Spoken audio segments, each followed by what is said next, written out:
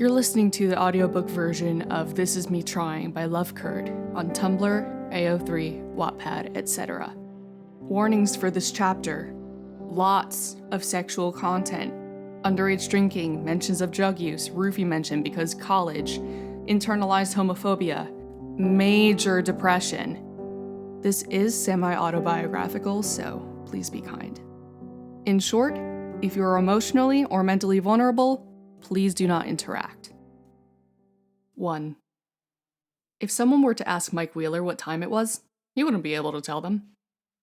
First off, he would look down at his watch and realize that said watch was not on his wrist. He would then ask himself why his watch was not on his wrist. Then he would remember, oh yeah, Will has a matching one, and he was dead to Will, so he didn't wear the watch anymore. Time was just a construct anyway. In the end, he'd probably mess around with the person asking and say some shit like it's 4:20:69. He was drunk though, so he was allowed. Mike was at some frat party, spending what was his last official night as a student at the University of Indianapolis with the Brotherhood of Alpha Lambda Dickhole. He was seated on some musty couch, stained with whatever the fuck that was, with an empty glass resting between his legs and a bottle of whiskey in his hand. He'd given up some time ago on trying to pace himself. Some kind of synth-infused rock music vibrated across the floor, and Mike could feel the bass reverberating in his bones, which would normally make him want to get up and dance, but he wasn't particularly in a celebratory mood. He was only halfway through his sophomore year, and had just dropped out. It wasn't like he hadn't seen this coming. Mike had been spiraling for a long time. It all started over summer break between his senior year of high school and his freshman year of college. Mike never even wanted to go to college in the first place. What was the point of spending tens of thousands of dollars on a creative writing degree when he could just freelance and eventually get published? But Ted insisted on Mike at least attending a state school with cheaper tuition, claiming you can't run on and get espresso, son, you have to put in the work and have the credentials to show for it. On the bright side, it was a miracle that Ted had enough confidence in his son to allow Mike to pursue writing at all, but he was on thin ice with his father. Had been for years, so he agreed to at least think about college. Mike's friends chose their respective schools fairly quickly. Dustin had gotten in with the full-ride scholarship to Massachusetts Institute of Technology. Max and Lucas went to UCLA as sports science and physical therapy double majors. Elle went to Vanderbilt University in Nashville to pursue a degree in therapy. And Will went to Chicago. Which school he went to, or if he went to college at all, Mike didn't know. To study what? He had no clue. Where he lived within the city, he hadn't the slightest idea. That's what happens when your ex-best friend up and leaves without so much as a goodbye. Mike considered the day Will left to be the day his world stopped turning and time froze. So he took off his watch and hid it in a shoebox under his bed with the rest of his mini shrine. Dr. Owens and his team had arranged government-mandated counseling for all of those involved in the Vecnapocalypse. A year in, though, Mike didn't see a point in going anymore. He was healed. He was fine. He was ready to move on with his life. Well, everyone else in the party was ready to move on. Why wouldn't he be? It probably hadn't been the best decision on Mike's part to stop going to therapy, but without Will in his life, Mike didn't have much of a reason to stay in Hawkins at all, and he really didn't feel like dredging up his past once a week to pick apart, as if he were in an anatomy lab practical. Besides, he didn't feel like arguing anymore with his dad, so he begrudgingly packed his bags and headed to Indianapolis, killing two birds with one stone. When he got to campus, he was assigned to dorm with this guy named Elvis. Yes, as in Presley. Aside from his stupid-ass name, Elvis Kukin was a good roommate. He was a senior who kept to himself most days when he wasn't working. He was clean, by Mike's standards, which were on the floor literally and figuratively speaking, and he was also part of a fraternity. He'd always bring Mike along to parties, all in the name of the formative freshman experience. What this experience primarily entailed, Mike came to find out, was alcohol. Weed too, no doubt, but extra emphasis on alcohol. Mike didn't want to admit it, at least not to others, but he became a lot more withdrawn since his falling out with Will. He wasn't as outgoing, as daring, or as extroverted as he used to be. He was used to being an outcast of sorts, so not much changed there. Except now, where he used to have the confidence to at least approach people and introduce himself. Hi, I'm Michael. Do you want to be my friend? Yes. He couldn't do that anymore. It was like his communicational skills had completely disappeared. But during his first party, he took a shot of tequila and must have made at least 10 acquaintances within the 3 hours he was there. If only Troy could see how popular he was now. He'd piss his pants. Again. It was like a light flickered on in his head.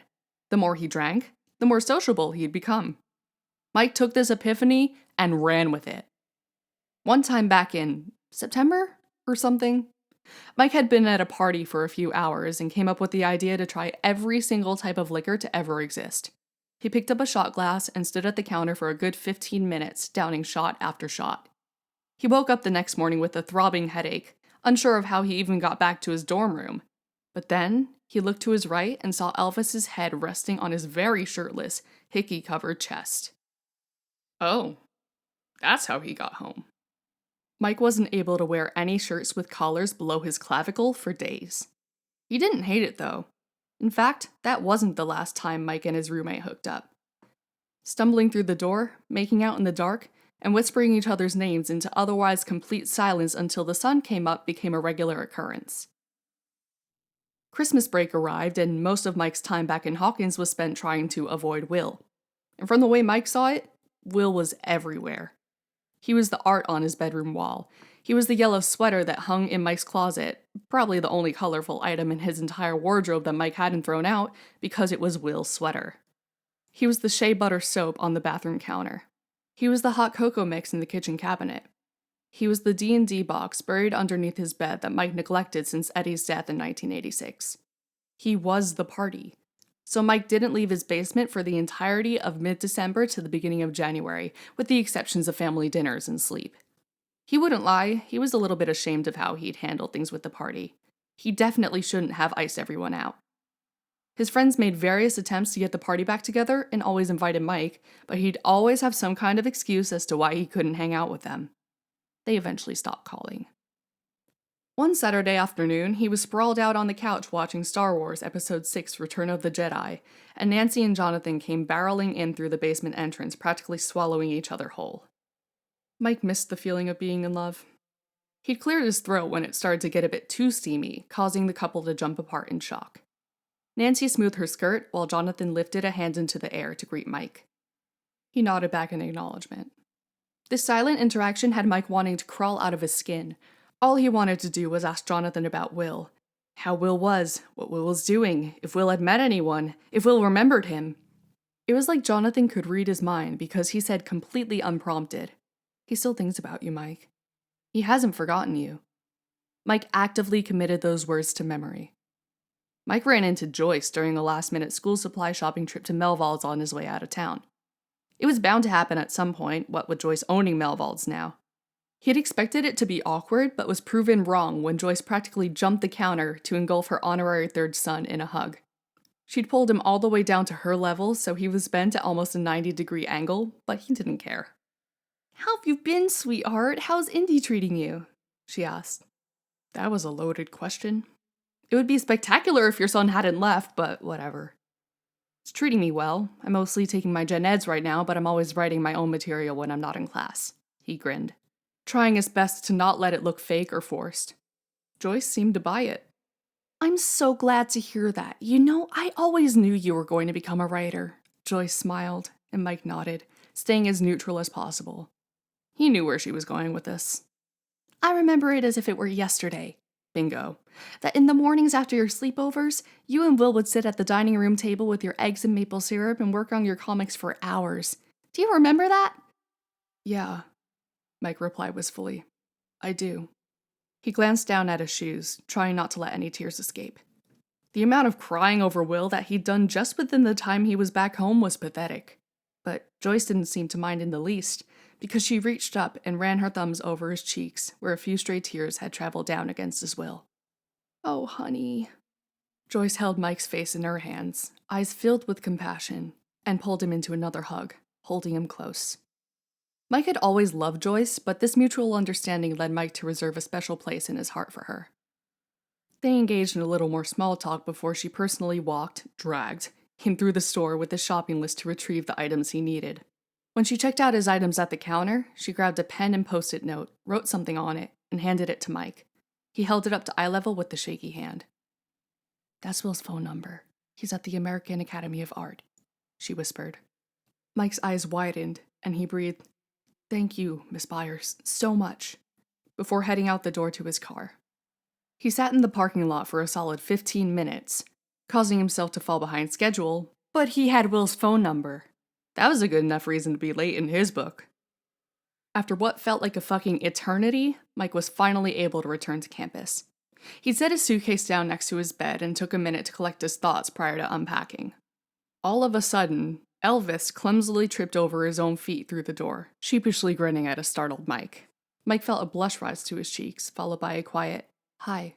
Seconds later, they were all over each other. It was around this time that Mike finally came to terms with the undeniable fact that he was exclusively attracted to men. He'd always believed his sexual preferences existed as a strict ratio of 70-30, with 70% being women and 30% being men. He'd always been aware of his attraction to guys, Will. He'd been sure of that for as long as he could remember. The confusing part about it all was when Elle came into the picture, and everyone and their mother expected them to start dating. Mike was like 12 at the time, so of course he went along with what everyone else wanted. That backfired majorly when Elle confronted Mike with tears in her eyes asking, "But you don't love me anymore?" And his impulse response was, "I don't even think I loved you romantically to begin with." It took a long time for Mike and Elle to repair their friendship following that conversation, and to help him bullshit his parents into falling for some half-baked reason as to why he and his sweetie pie broke up so suddenly. When he started his situationship with Elvis, though, he began to question his 70-30 ratio. Elvis, to put it simply, was hot. He was taller than Mike, just by an inch, but it didn't stop him from calling Mike short. Mike found that hilarious, as he himself stood at a staggering 6'3". Elvis had tan skin, blonde hair which he kept in a preppy side part, and bright eyes that captured the essence of the bluest sky. He had full lips, a chiseled jawline, and a lean yet muscular build with the likeness of a Greek statue. Elvis had the most gorgeous hands. Mike particularly liked when those hands pinned his wrist above his head. He also liked when those blue eyes bore into his soul in the way that only one other pair of eyes had ever been able to do within his mere 18 years of life. And he loved when that chiseled jawline, rough from lack of shaving, rubbed abrasively against his neck. Elvis was adamant on there being no strings attached. He made sure to remind Mike every time they did anything remotely sexual, but over time, those words began to lose their potency, like watering down vodka to make it go down smoother. Mike's wide eyes and "yes, of course I understands" were slowly replaced with absent-minded "mm-hms."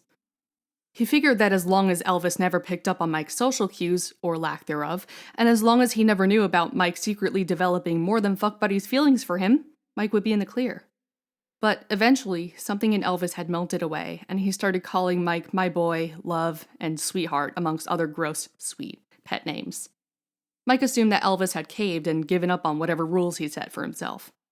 Regardless of the apparent stability in his situationship, Mike's mind dwelled in a constant state of disarray. He knew he was not straight. He wasn't even sure if he was bisexual. He became more conscious of who caught his eye in public and what he wanted out of the people he interacted with. He discovered he didn't feel the same way about curves, boobs, or soft lips as he felt when he saw a pair of broad shoulders, a sharp jawline, or a tapered waist. He felt different. Part of Mike resented himself for being different. He hated the idea of being a target, whether it be for his family, the government, or society as a whole. He'd tried to change. He hooked up with a few girls over the course of a week, just to see something, but he'd spent the entire time wondering when it would be over so he could go home. All of those girls either got bored, weren't satisfied, or got mad that Mike couldn't get it up, if not a combination of all three, and left. Mike scared himself a little when he didn't feel the slightest bit guilty. When his encounter with the last girl fell through, he decided he didn't want to live his life in sexuality limbo anymore. He ran all the way back to his dorm hall, hauled ass up the stairwell, and let himself into his room. Elvis spun around from where he sat at his desk and could barely get out a "hey man" before Mike was ripping Elvis from his chair and pulling him in, kissing him with all his might. It didn't take long for Elvis to reciprocate Mike's advances, kissing back with equal intensity and pushing Mike back until they hit the side of Elvis's raised bed frame. Mike huffed a laugh against Elvis's lips before hoisting himself up backwards and onto the mattress, watching as Elvis chased after him. He pushed his knee between Mike's legs, and Mike took the hint, wrapping his ankles around Elvis's hips. "I want to be with you, baby. With strings, all the strings," Mike had told Elvis before pulling him down for another searing kiss, and that was when his memory cut out for the evening. Mike woke up the next morning, hangover hitting him like a truck, to see Elvis already awake and dressed, lifting boxes onto a trolley that was stationed in the middle of the room. Through squinted eyes, he noticed Elvis's side of the room was essentially bare save for the dorm furniture, which belonged to the school. "What's happening?" he croaked out, and Elvis dropped the box he was holding onto the pile with a loud thump. "Too loud. Headache," he whispered sharply through gritted teeth. "It always is too loud, isn't it?" His roommate laughed wryly to himself, not making any effort to be any quieter. Mike sat up, rubbing his eyes and ignoring the fact that he was naked and in Elvis's bed, the only thing that hadn't been packed up yet. "What the fuck, Elvis? What are you doing?" "I'm moving out today, remember?" The two young men finally gained eye contact, and Mike felt his stomach drop like he was on a roller coaster. "I'm graduating in a few days and need my stuff out by this afternoon." Move out was today? Vecna must have been back with a vengeance, because how else would time move so quickly on its own? Sure, Elvis mentioned in passing like a few weeks ago at most that he was leaving soon. But it still didn't make sense because it was only, March? No, the phone call, TM, was a while ago. Was it April? Mike's mom called him at least a few weeks prior to wish him a happy 19th birthday. Plus, weren't commencement ceremonies scheduled for the weekend of, what's today's date? Mike watched the blonde in front of him unsubtly scoff with impatience. "It's May 1st, Mike." He could only blink back at Elvis in response for a few seconds while he tried to process the fact that his brain was capable of skipping over whole months of his life. There was no way it was May 1st already. "No," was the only word Mike was capable of saying. "Yet here we are, baby," Elvis sneered as he whipped his comforter off of Mike, leaving him exposed and humiliated. "Time flies when you're blackout drunk. I suggest you try and get your drinking under control before you end up having to drop out." It was like Elvis was a completely different person, completely different from the man who had fucked him senseless the night before. What did Mike do to deserve this? He didn't do or say anything? Oh no. Now Mike knew what was going on. He drank too much, opened up, and blurted out loud that he wanted to be in a relationship with Elvis, who didn't feel the same. Mike's face was on fire with embarrassment. Mike scrambled off the bed and ran to get dressed while Elvis pulled the last of his sheets off the cheap university mattress. He didn't fold them and instead balled them up and shoved them in the trash. Mike could barely breathe. He merely stood there and watched as his gorgeous Greek, actually Dutch, god of a roommate left their shared room for the last time. Well, Mike seemingly dodged a bullet. What an asshole. Mike was sad that Elvis was gone, but it didn't completely destroy him the way Will leaving did. What it most likely came down to in Elvis's instance was a horrible case of internalized homophobia. Mike was very familiar with this mindset. He'd fought a gory, gruesome battle with his own mind for his entire adolescence, at war with himself to prevent acting upon his ever-growing romantic love for Will. But one day, his feelings finally retaliated, and his life immediately went to shit. "What are you doing, Mike? Is this a joke?" "No, Will, I'm in love with you." "Don't say that. Please don't say that. You don't mean it." Comparing the two inevitably led to some old memories resurfacing to haunt him, but Mike felt strangely lucky. He'd been let off easily. Despite the way he stood completely stupefied in his dorm room, he knew this was temporary, and had full confidence that he'd be able to recover from this pretty quickly. Said confidence was probably the only thing that saved Mike from losing his mind. Well, that and the pressure to pass his classes distracted him for a few days. Without having done much studying at all, Mike army crawled through his finals and barely made it out alive. About a week later, Mike moved out of his dorm hall and into an apartment about 2 miles away from campus. It was a pretty nice place considering the rent his father, paid for it. He got a job at the local coffee shop, which he lost before the month was up because he never showed up to his shifts. He'd been shocked when Ted insisted upon co-signing the lease because he didn't think his dad would be willing to help Mike stay away from Hawkins. On the other hand, though, it made sense when Ted told him flat out that he wanted Mike out of the house. Mike didn't blame him. He'd been referred to by his father as a leech on multiple occasions during his stay over Christmas break, which pretty much tracked. He felt a little guilty about that one. Mike appreciated the independence. He truly did. It was a great feeling to have his own room again, to have a more comfortable desk chair to sit at while he drew up plans for a new fantasy novel starring a gay protagonist, to have a bathroom to himself, and most importantly, to have a full-size refrigerator to fill with all the alcohol he could ever want. But sometimes, late at night, he would catch himself getting a bit too sad. The entire summer was an endless cycle. Mike would wake up and make a pot of coffee. He'd sit down and write a chapter or two of his book and stick to doing that for a few hours. He would check the time, on his wall clock of course, and take a lunch break, which was usually a box of anise shells and white cheddar. After he'd haphazardly tossed his singular bowl and fork into the sink to be washed later, he'd go back to writing. This wouldn't last long, because he'd get distracted after smoking a joint, and probably end up staring at that one photo of himself and Will from senior year. Jonathan had captured the moment. Mike had by some miracle perched himself on Will's handlebars, and Will struggled to hold his bike steady because he was laughing too hard.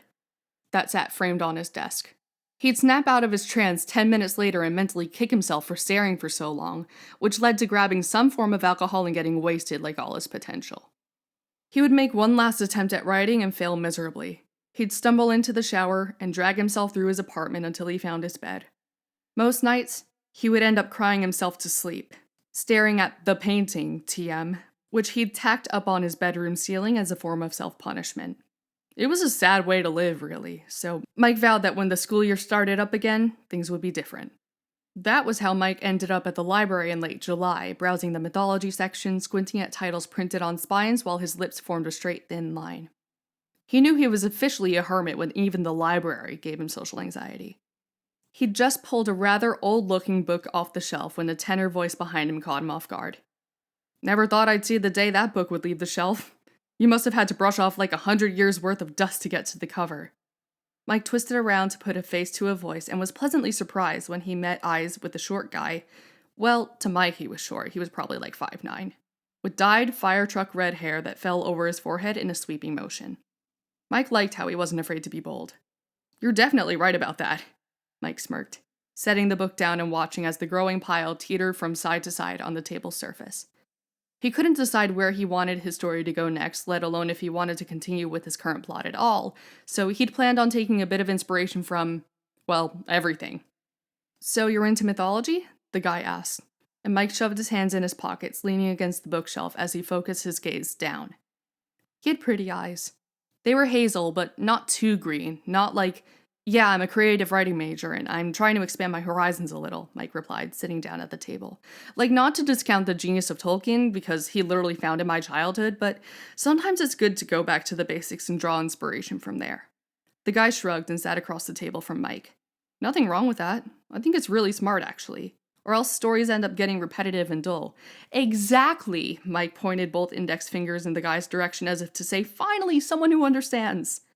Mike struggled with this concept lately, the uniqueness factor. It turned out that having a male protagonist who just so happened to be romantically attracted to other males wasn't enough reason to get a book to sell.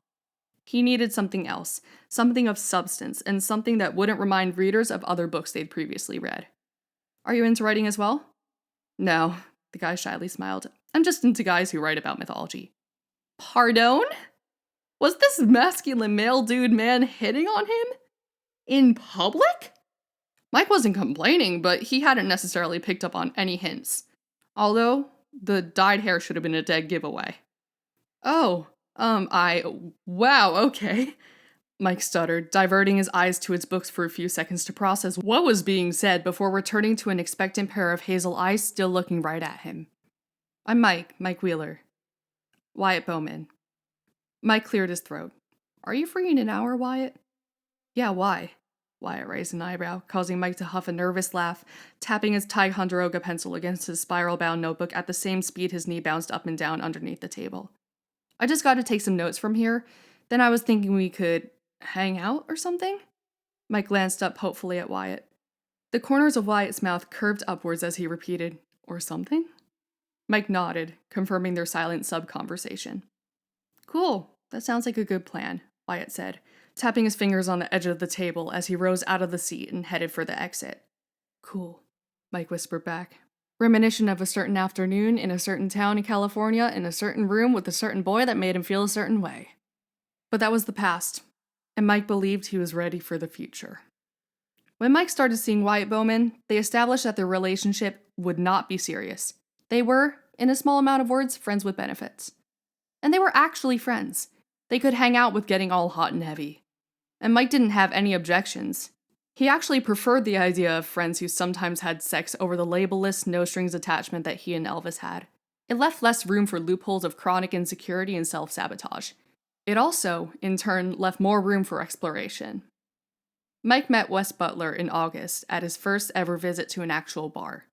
He'd been sitting at the counter with a few of his female friends, Ruby, Alexis, and Julia, and had just received one of the fruitiest cocktails he'd ever tasted when a piece of eye candy, who might as well have been dressed in nothing, lightly tapped his shoulder and asked him to dance. Of course, the girls encouraged him, not really giving him an option in the matter, but hey, good dick was good dick. It really didn't turn into much else.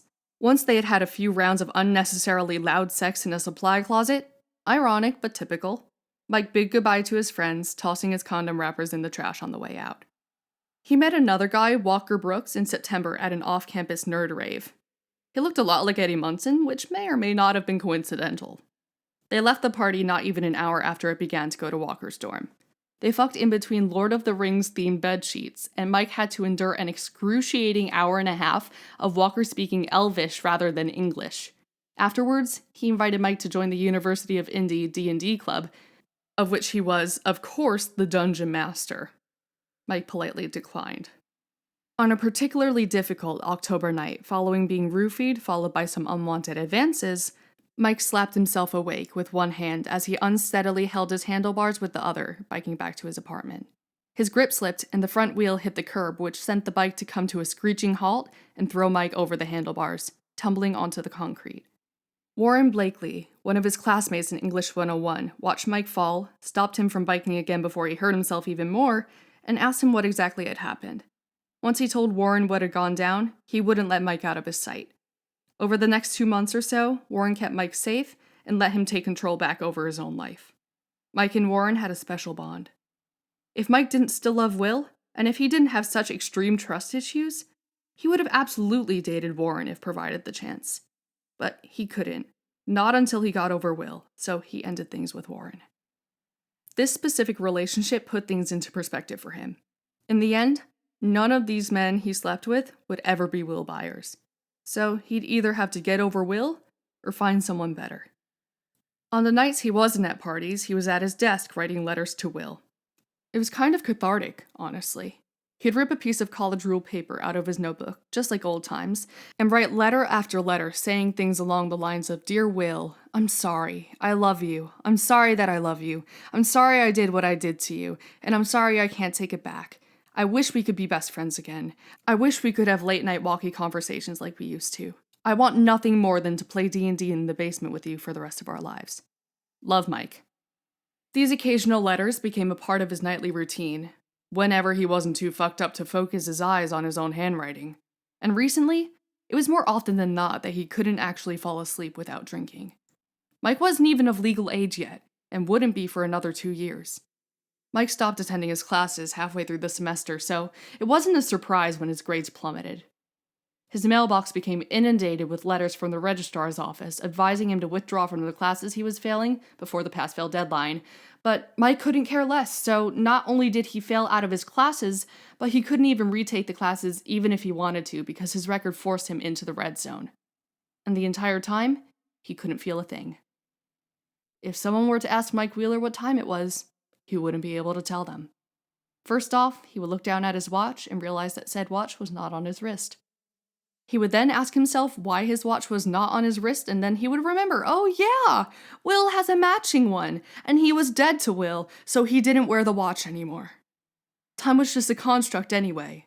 In the end, he'd probably mess around with the person asking and say some shit like it's 4:20:69. He was drunk though, so he was allowed. Mike was at some frat party, spending what was his last official night as a student at the University of Indianapolis with the Brotherhood of Alpha Lambda Dickhole. He was seated on some musty couch, stained with whatever the fuck that was, with an empty glass resting between his legs and a bottle of whiskey in his hand. He'd given up some time ago on trying to pace himself. Some kind of synth-infused rock music vibrated across the floor, and Mike could feel the bass reverberating in his bones, which would normally make him want to get up and dance. But he wasn't particularly in a celebratory mood. He was only halfway through his sophomore year, and it just dropped out. "Hey, by any chance do you know the time?" a deep voice asked, and Mike lifted his gaze up from his lap to a muscular brunette. He blinked a few times in an attempt to form a coherent sentence. I, uh, I don't, Mike stuttered, lifting his bare, watchless wrist up to show to the guy, who merely lifted an unserious eyebrow and chuckled. He took Mike's hand in his and let it down gently before sitting next to him on the couch. It's all good, man. I was just using that as a reason to talk to you. Mike was surprised someone clocked him that quickly. But then again, he was wearing insanely tight jeans he'd cut right above the knee paired with the floral print shirt. He wasn't exactly being subtle. Really? Yeah, really, the guy laughed, extending a rough, calloused hand. Did he lift weights? Or play guitar? Or both? I'm Carter, by the way. At least his name didn't begin with a W. Or maybe it did, but the W was silent. Carter. Carter. Carter. W. Carter. W. Carter. Chart? Astrological chart. Mike made a mental note to check his horoscope. What was he thinking about originally? He couldn't remember. Jesus, Mike was hammered. I'm Mike, he replied, taking the guy's, Carter's, hand. But Carter didn't shake it. He instead let their fingers intertwine, anticipatorily slow. Okay, Mike could be good with this. Do you maybe want to get out of here, Mike? Carter asked, and Mike felt a blush rising to his face. Sure, yeah, he breathed, and let Carter pull him up out of his sunken spot on the couch, down some hallway and into an empty bedroom. Mike scoped out the place and noticed a photo of Carter with the dog framed on the desk. This was his room. Mike exhaled in relief. He didn't want to have sex in someone else's bed. Never again. Carter pulled the door closed and locked it, turning around to face Mike before looking him up and down. Mike gulped. He hadn't realized before because it was so dark, but in the lamplight, Carter's resemblance to Will was uncanny. He was a few inches shorter than Mike, and had a muscular build. That much he knew already. Thank God he didn't have a bowl cut. He had a strong jawline, but a subtle softness to his features. His lips were a light pink, the upper one a bit thinner than the lower one. The most similar feature they shared, though, was their bright green eyes, full of life, and something else Mike couldn't name. Intention? Vulnerability? Yearning? In his inebriated state, Mike didn't notice how close Carter had gotten until he felt two hands snaking their way up his shoulders and joining behind his neck, pulling him down until their lips met. He couldn't move fast enough, lifting his shaking hands to rest on Carter's waist, pulling him into his chest and deepening the kiss immediately. Carter was more languid in his movements, while Mike was more firm and calculated. This felt strangely antithetical. It probably had to do something with his increased tolerance. He knew he shouldn't be doing this, but if there was one person who knew how to repress his feelings with a series of bad decisions, it was Mike Wheeler. His life was already on fire. What more could possibly happen to exacerbate the flame? The two young men made their way over to Carter's bed, where they quickly undressed. Carter kissed down Mike's body, and Mike ran his hands through Carter's hair. Then he went down on Mike without warning. Ah! Mike yelped in surprise, his exclamation becoming a moan almost instantaneously. This was good. This felt nice. This is exactly what he'd imagined. Will. Excuse me? And with that, the night was over. Carter stopped what he was doing, got up, muttered a "fuck you," and left without another word. Mike felt the world zeroing in on him. He could just picture what he'd write in his next letter. Dear Will, I said your name while another guy had my dick in his mouth. Do you believe me now? Love, Mike.